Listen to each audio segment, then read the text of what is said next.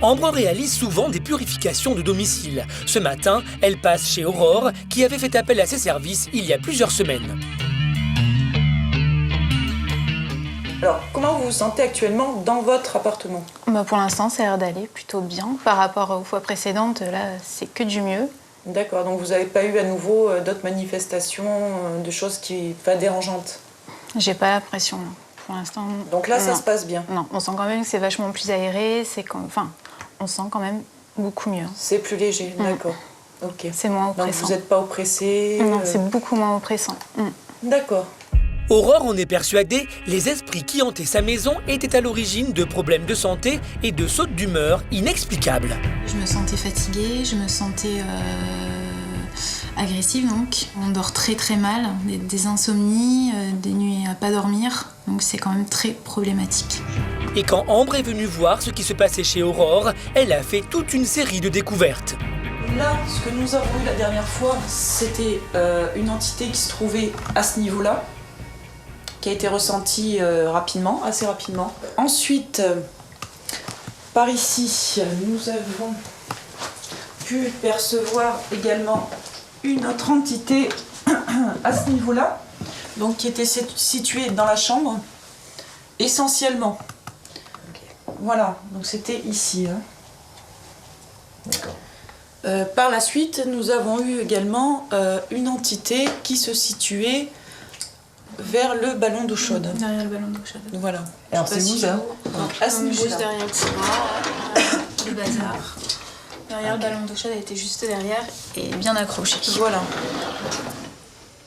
J'ai réussi à percevoir donc cet même homme qu'on a retrouvé en haut de la mezzanine, puisqu'après il a changé de place. Et c'était quelque chose d'extrêmement agressif, puisqu'en même temps on entendait un certain grognement, un râle. Enfin, c'était vraiment, on sentait qu'il ne fallait pas s'en approcher parce que justement il était extrêmement menaçant. C'était quelque chose de vraiment réellement dangereux qu'il fallait vraiment à tout prix extraire. Au total, 3 esprits avaient élu domicile dans l'appartement d'Aurore.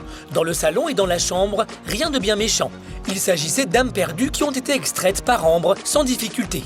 En revanche, celle du placard avait fini par se loger dans la mezzanine. Donc là en fait nous avions l'homme qui se situait tout à l'heure près du ballon d'eau chaude, qui en fait s'était échappé entre temps pour éviter que j'arrive à l'extraire.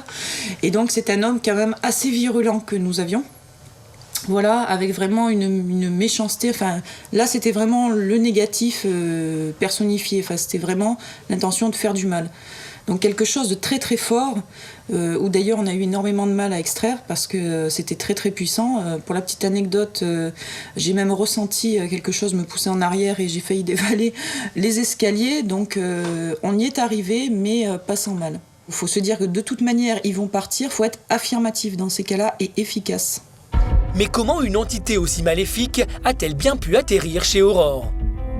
Ça peut être soit de la sorcellerie, soit tout ce qui est type magie noire, vaudou. Enfin, chose que bien entendu moi je ne pratique pas, mais que je connais pour pouvoir le combattre. C'est ça. C'est effectivement mettre quelque chose sur une personne.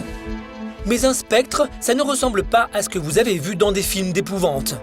Ils choisissent l'apparence qu'ils veulent prendre. En principe, quand on détecte une entité, ça peut aussi avoir une forme vaporeuse, quelque chose de vaporeux, de blanc. Donc les formes sont vraiment, ça peut nous apparaître diverses façons. Effrayées et paniquées, certaines personnes sont prêtes à tout pour trouver une solution et finissent alors à la merci de charlatans, voire de voleurs. C'est un cercle vicieux parce que la personne, étant persuadée qu'il y a quelque chose chez elle, en lui affirmant ça en venant et bien sûr en lui prenant une bonne somme d'argent, va créer un peu plus de peur et là c'est une catastrophe. Mais alors, comment faire pour détecter un charlatan? Il faut déjà regarder le prix de la consultation, ça c'est essentiel. Quand ça excède les 100 €, voire même simplement 100 €,